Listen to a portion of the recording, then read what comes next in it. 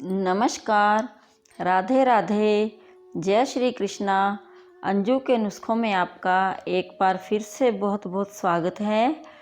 आज हम इस वीडियो में कार्तिक महात्म का 13वां अध्याय सुनाऊंगी।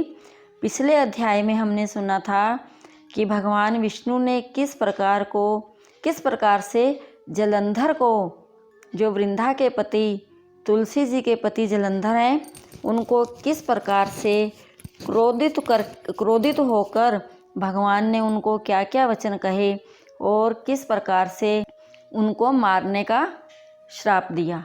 तो 13वां अध्याय। इससे पहले कि आपने मेरे चैनल को सब्सक्राइब नहीं किया है तो आप अपने इस चैनल को सब्सक्राइब कर लें, वीडियो को लाइक और शेयर ज़रूर करें। तो 13वां अध्याय। श्री गणेशाय नमः। ओम नमो नारायण। ओम नमो नारायण। हरि ओम नमो नारायण। दैत्यों की तीक्ष्ण प्रहारों से व्याकुल देवता इधर उधर भागने लगे। तब इंद्र आदि को इस प्रकार भयभीत देखकर गरुड़ पर चढ़े भगवान युद्ध में आगे बढ़े। उन्होंने अपना सारंग नामक धनुष उठाकर बड़े जोर से टंकार किया। त्रिलोक गूंज उठा। पल मात्र में ही भगवान विष्णु ने हजारों दैत्यों के सिर काट गिराए। यह देखकर जलंधर के क्रोध की सीमा न रही। फिर तो भगवान विष्णु और जलंधर का महान संग्राम युद्ध हुआ। बाणों से आकाश भर गया। लोग आश्चर्य करने लगे। भगवान विष्णु ने अपने बाणों के वेग से उस दैत्य की ध्वजा, क्षेत्र और धनुष बाण काट डाले तथा एक बाण से उसकी छाती में प्रहार किया। इससे व्यथित हो उसने अपनी प्रचंड गदा उठा गरुड़ के मस्तक पर दे मारी। गरुड़ पृथ्वी पर गिर पड़ा। साथ ही क्रोध से उस दैत्य ने अपने होंठ काटे और भगवान विष्णु की छाती में भी तीक्ष्ण बाण मारा।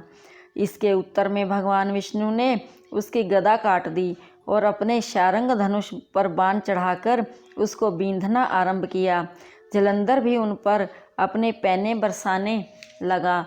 उस समय जलंधर ने भगवान को कई पैने बाण मारकर वैष्णव धनुष को काट दिया। धनुष कट जाने पर भगवान ने गदा ग्रहण कर ली और शीघ्र ही जलंधर को खींचकर मारी, परंतु उस अग्निवेत अमोघ गदा की मार से वह चलायमान न हुआ, न मद उन्मत्त हाथी के समान उसे यानी गदा की मार को फूल की माला ही जान। साथ ही उस युद्ध दुर्मद ने अत्यंत ही क्रोधित होकर अग्निमुख त्रिशूल को छेद किया। जलंधर ने झपट कर भगवान की छाती में एक मुष्टिक मारा। उसके उत्तर में भगवान विष्णु ने भी उसकी छाती पर अपनी मुष्टिका का प्रहार किया। फिर दोनों घुटने टेक कर बाहों और मुष्टिकों से बाहुयुद्ध करने लगे। कितनी ही देर तक भगवान उसके साथ युद्ध करते रहे।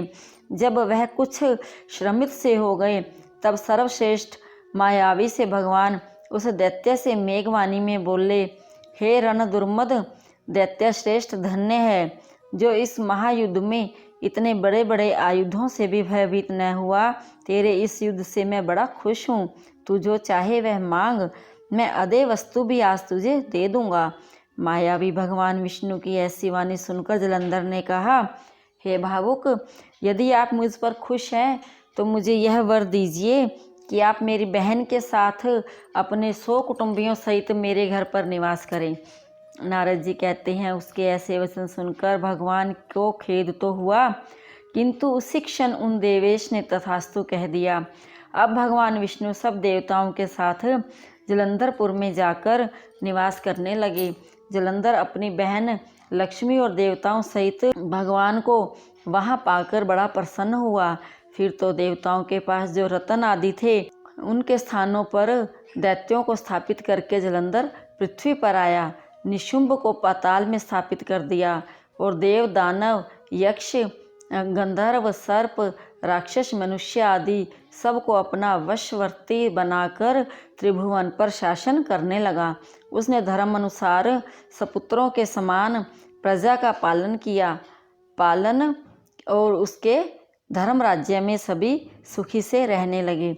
इति श्री 13वां अध्याय संपूर्ण। श्री कृष्ण गोविंद हरे मुरारी, हे नाथ नारायण वासुदेवा।